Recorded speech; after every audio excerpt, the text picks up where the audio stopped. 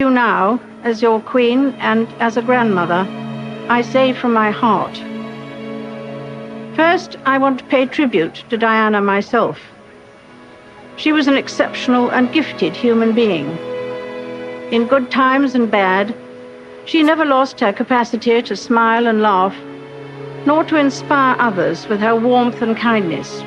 LEERO mu byafaayo BWEBWALI BWEBUTI ng'ennaku z'omwezi 3 mu mwezi ogw'omunaana omwaka ogwa 1997 Omumbejja Diana yamanyika ennyo ng'omumbejja w'abantu the People's Princess yafiira mu kabenje k'emmotoka mu kkubo eriyita mu ttaka erya Pont d'Alma mu kibuga Paris ekya Bufalansa. Omumbejja Diana we yafiira ng'aweza emyaka egy'obukulu 36 ng'era mu kabenje kano yafiiramu ne muganzi we Dodi Fayed eyali asibuka emisiri kw'ossa ne ddereva w'emmotoka Henry Paul bonna abaakasuulamu akaba mu kabenje ako. Omumbejja Diana y'omu ku bantu abaali balina obuganzi obungi ennyo okwetooloola ensi yonna ng'era okufa kwe kwakwata ku bantu bangi kw'ossa n'okukungubagirwa okwetooloola wonna. Abakungubazi baatandika okwekulumula okweyiwa ku birwe Kensington nga baleka ebimuli ku maka g'Omumbejja ono eyamanyibwa ennyo nga Lady D. Ebimuli byasukka obungi nga bino byayisa ne mu fuuti 3 ku geeti eyingira olubiri luno. Omumbejja Diana ne muganzi we Dodi Fayed baali mu kuwummulako mu Bufalansa gye baatuuka olunaku lumu ebabegengera bano bwe baali bafuluma wooteeri bannamawulire abakubi b'ebifaananyi baatandika okubawundira ku pikipiki ekyaleetera duleva okwongeza omuliro era mu ddakiika ntono emmotoka yamulemerera n'atomera empagi eyingira mu kkubo ly'e Pont d'Alma ekyaviirako akabenje kano.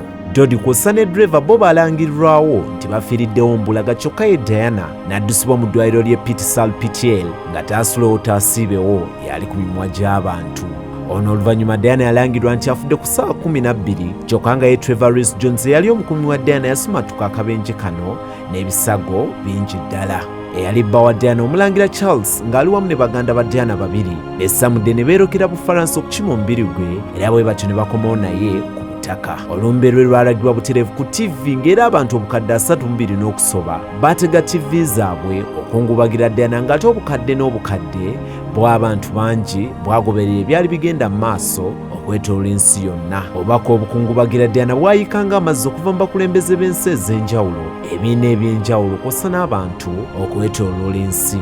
Ngeri etali ya bulijjo Queen yavaayo n'ayogerako eri Abangereza abaali bamenyesa emitima okubagumya kw'ossa n'okugezaako okuzza emmeeme zaabwe. Diana yakungubagirwa ku Westminster abawatikirwa bakabaka ba Bungereza kw'ossa n'embaga ez'abalangira n'abambejja abaamujaguzo. Sanduuke mwe yali yawerekerwa batabani be omulangira William kw'ossa n'omulangira Harry eyali bba omulangira Charles mwannyina Lord Spencer kw'ossa n'abantu okuva mu bibiina eby'enjawulo bye yali ng'atwala. Omumbejja Diana yazikibwa kazinga akali mu Althorp amaka g'aba Spencer ag'ensikirano. Omumbejja Diana era omumbejja we Wales ye mukyala eyasooka ow'omulangira Charles alindiridde Namulondo ya Bungereza ate era nga maama w'omulangira William anaasikira Namulondo okuva ku Charles kw'ossa n'omulangira Harry. Era mu byafaayo Omumbejja Diana afiira mu kabenje ak'emmotoka.